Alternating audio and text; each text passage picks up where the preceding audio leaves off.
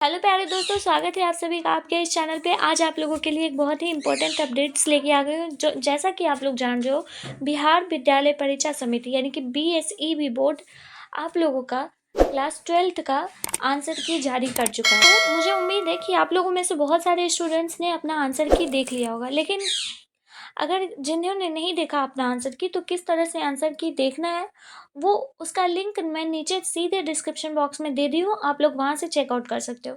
लेकिन लिंक आ जाने के बाद हम क्या कर सकते हैं ये हम आपको बता रहे हैं।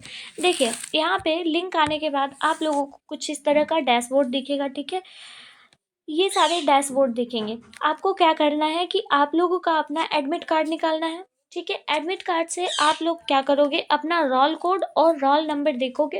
रोल कोड और रोल नंबर फिल आउट करने के बाद देखिए, मैं किसी स्टूडेंट्स का रोल कोड फिल आउट करके दिखाती हूँ आप लोगों को। आप लोग भी अपना रोल कोड इस तरह से फिल करना, उसके बाद फिर रोल नंबर भी फिल करना है आप लोगों को। ठीक है, जैसा कि हम आप लोगों को दिखा रहे हैं, रोल कोड और रोल नंबर हमने फिल कर दिया। लॉगिन पे क्लिक करोगे आप लोग। अब देखो, आप लोग लॉगिन पे क्लिक करने के बाद आप लोगों को कुछ इस प्रकार का डैशबोर्ड दिखेगा। जो भी नाम है आपका, वो नाम यहाँ पर आपका शो करेगा। ठीक है, यहाँ पे लिखा हुआ आएगा। ठीक है, उसके बाद फिर नीचे आप लोगों का जितना भी डिटेल है वो सारा डिटेल आ गया। नीचे आप लोगों को यहाँ पे एक आंसर की फाइल दिख रहा है। यहीं पे आप लोगों को आंसर की मिलेगा। देखिए, यहाँ पे नीचे सेक्शंस बने हुए हैं। उसी सेक्शन में से आप लोगों को इशू का जो भी प्रॉब्लम है वो सारा प्रॉब्लम सॉल्व आउट होगा। ठीक है, अब यहाँ पे करना क्या है कि आप लोगों को जिस भी सब्जेक्ट का आंसर की चाहिए, अब PCM के स्टूडेंट है तो physics chemistry math English Hindi का आंसर की आप लोग देखोगे ही। तो अपना सब्जेक्ट का सिलेक्शन कीजिए। उसके बाद फिर आप लोगों को सेट नंबर देना है। जो भी आपका क्वेश्चंस का सेट था वो सेट नंबर आप लोगों को देना है। ठीक है, उसके बाद फिर अगर आप लोगों को किसी क्वेश्चंस में प्रॉब्लम है, आप लोगों को यहाँ पे क्वेश्चंस का नंबर भी देना है। ठीक है, क्वेश्चंस का नंबर भी फिल करना है। अब उसके बाद फिर आता है कि अगर आप लोगों से कोई भी मान लो आपका आंसर सही है, लेकिन बिहार विद्यालय परीक्षा समिति के द्वारा जो दिया गया आंसर की है वो गलत आपको लग रहा है, तो आप उसके खिलाफ ऑब्जेक्शंस भी लगा सकते हो।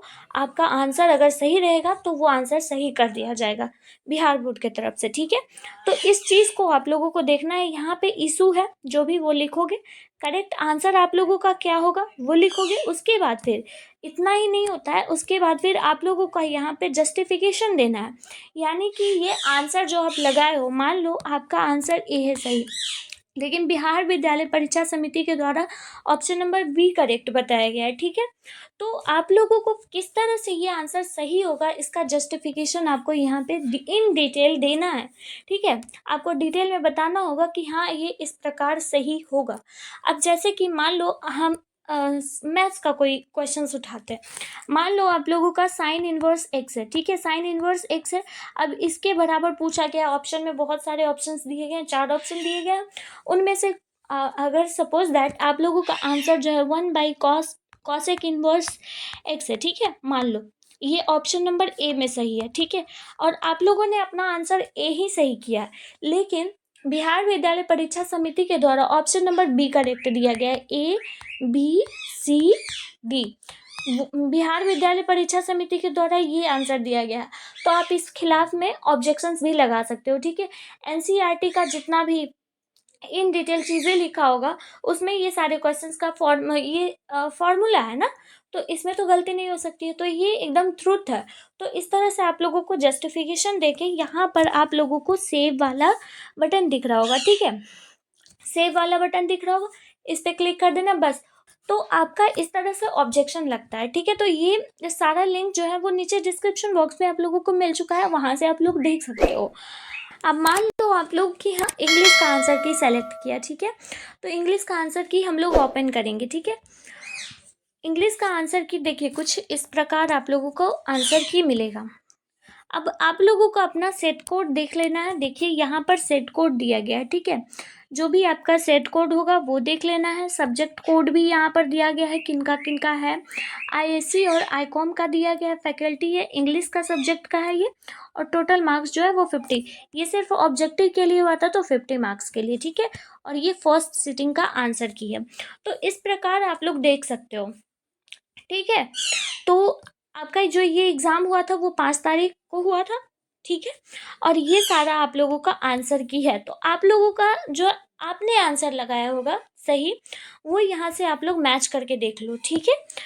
यही है आप लोगों का आंसर की, देखो, ठीक है। उसके बाद फिर आप लोगों का सेट बी है, ठीक है। नेक्स्ट फिर आप लोगों का सेट सी है, मतलब कि जितना भी आप लोगों का सेट है वो सारा सेट हम यहाँ पे दिखा रहे हैं आप लोगों को, ठीक है। तो ये सारा सेट आप लोग देख सकते हो, जैसा कि आप लोग यहाँ पर सेट जे तक देख सकते हो, जितने भी स्टूडेंट के सेट है। आप लोग अपने क्वेश्चन पे देख लेना कि आपका कौन सा सेट था, सेट डी है, सेट बी है, कौन सा सेट है, उस हिसाब से आप लोग अपना आंसर की मिला लेना। अगर कुछ कुछ प्रॉब्लम्स ये भी होते हैं कि कहीं कहीं पे आंसर्स नहीं दिए हुए रहते हैं, तो उन केस में आप लोगों को मार्क्स मिल जाएंगे, ठीक है।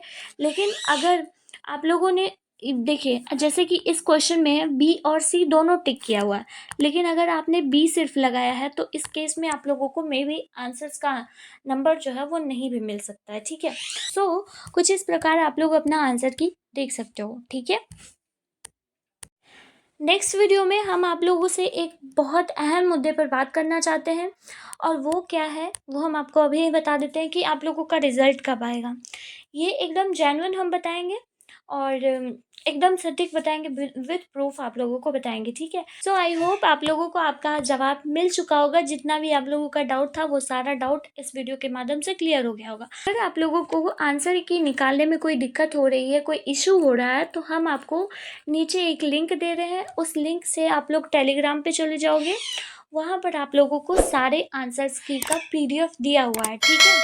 सो कोई अगर डाउट होगा तो नीचे कमेंट बॉक्स में आप लोग पूछ लेना। Till then bye bye, take care.